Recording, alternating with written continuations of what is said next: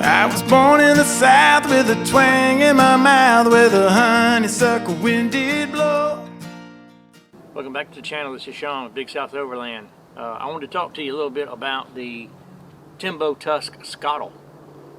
We have been using this thing now for going on 5 years, and we absolutely love it. It is a breeze to cook with. There is a slight learning curve on it. The fire element is pretty close on the bottom, but once you get that figured out, you'll love cooking on it. Cleanup is super easy. It's just a dream to work with. You can set it up relatively quick, pack it away, and everything stores within the carry bag. Now, we recently upgraded ours from the original model. We had a different burner and non-adjustable legs on ours, and we have since upgraded those two items, so we'll go over those with you. And we also upgraded our bag. Now, the bag is just slightly redesigned.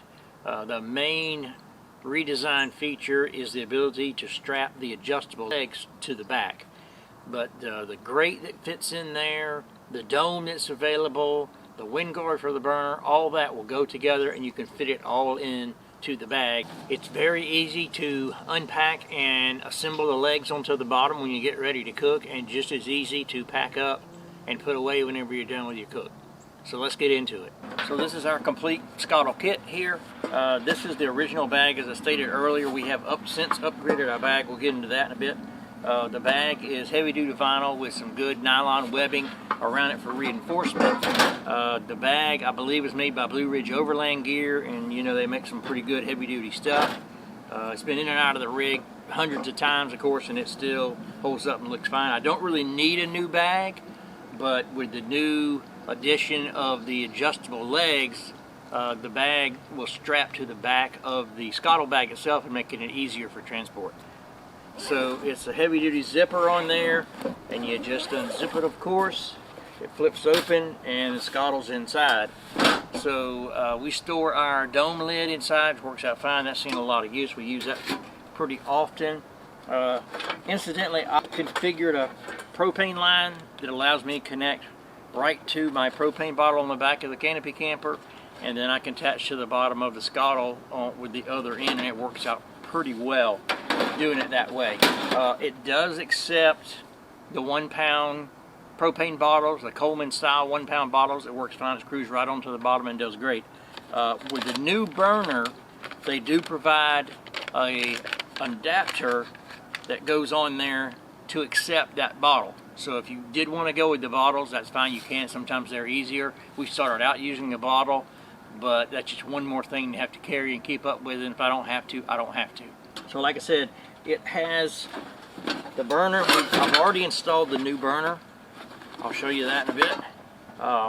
But that's the unit right there. That's the Skottle. That's the bottom. This is the new burner. This is the wind guard for the burner there. It works out fine. And the legs simply will go into the various holes to support the legs. Now, I also opted to get a while back, I got a grate that goes on there, which is fantastic for going on the Skottle, and it will allow you to do biscuits and things like that on the Skottle. It keeps them off the direct burner, which will get fairly hot. So I'll show you that a little bit later. That sets up like that, but then of course the Skottle just comes right out of the bag. There you have it. So normally what I do is I leave it in the bag, attach the legs, and then remove it. So let me show you that. So these are the original legs, the non-adjustable legs that came with the Skottle when I first acquired it.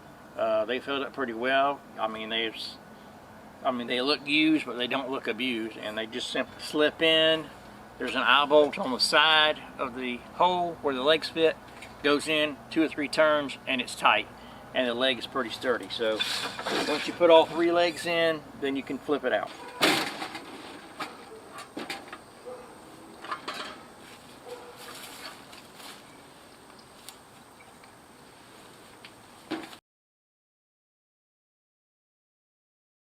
So we're going to attach the new adjustable legs to the bottom of the Skottle now.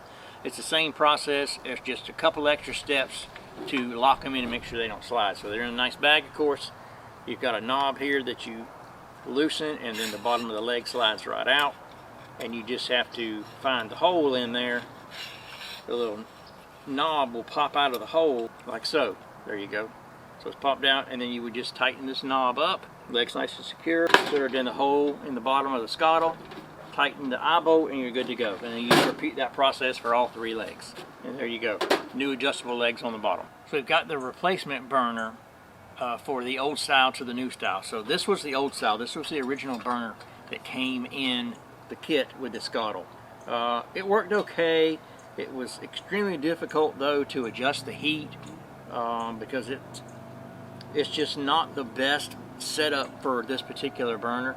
If I remember correctly, at the time that I ordered the skottle, they were out of the burner they would normally use, and so they sent me this instead, and it just took us time to get to where we would replace it.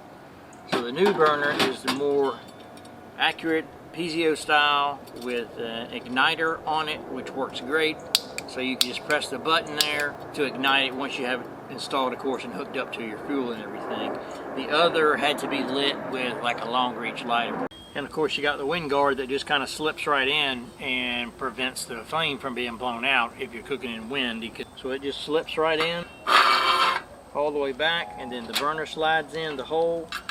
Just be sure that the adjustment knob is on the cutout. It's about centered in the cutout of the burner mounting plate. And you've got this little adapter here that just kind of fits over the burner and holds everything like so. There's a little notch that the wind guard will slip into. Once you have it tightened up, just keep those aligned, and then you can go ahead and put your eye bolts back in. So you screw those down, bring your nuts up a little bit, about 3/4 up the threads. Turn the nut with your hand, just hand tight, and then a couple turns on the eye bolt, and just repeat that on the other side as well.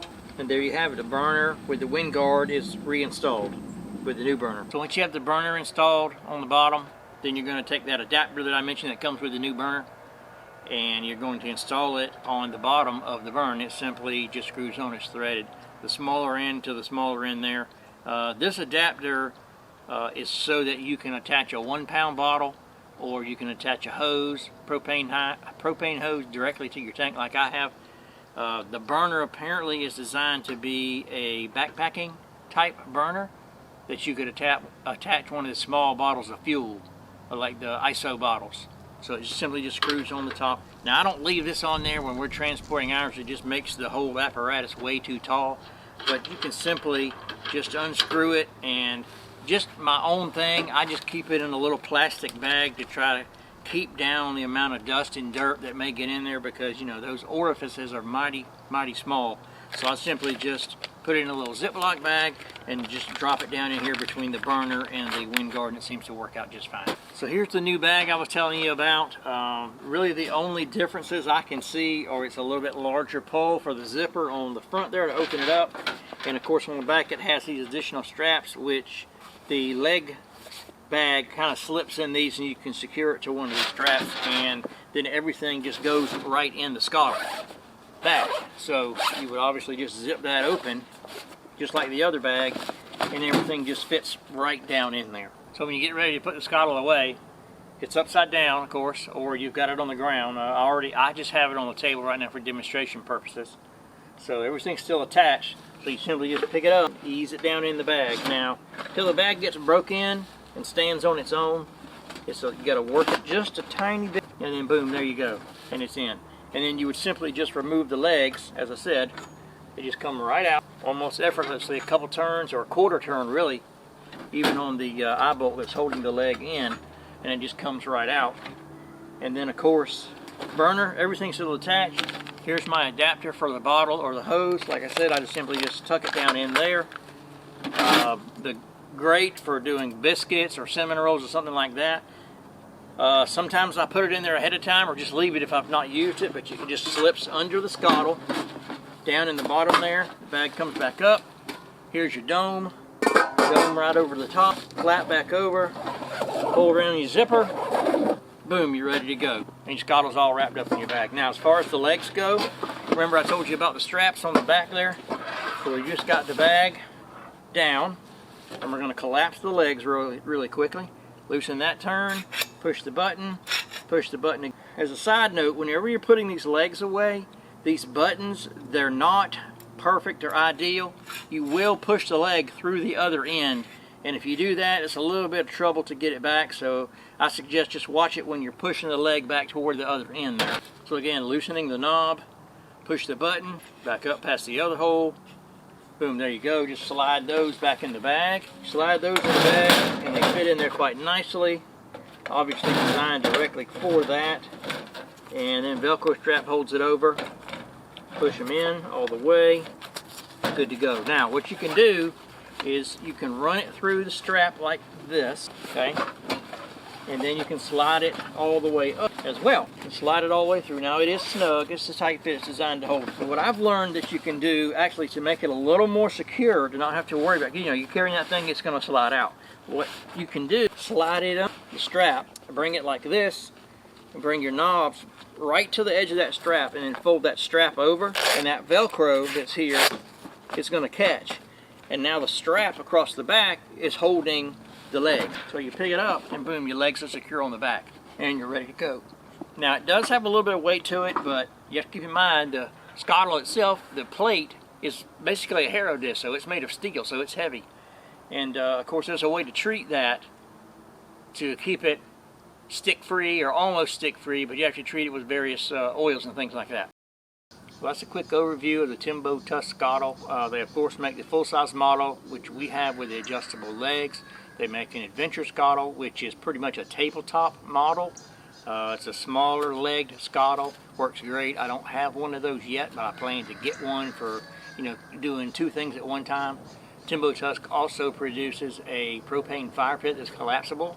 I've seen that joker in action and it's pretty nice. I have hopes and dreams to have one of those one day down the road.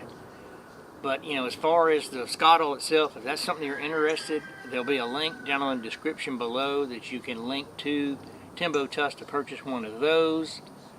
If you have any questions or comments or concerns or just anything, please leave it down in the comments below. The comments really help the channel. Please like and subscribe.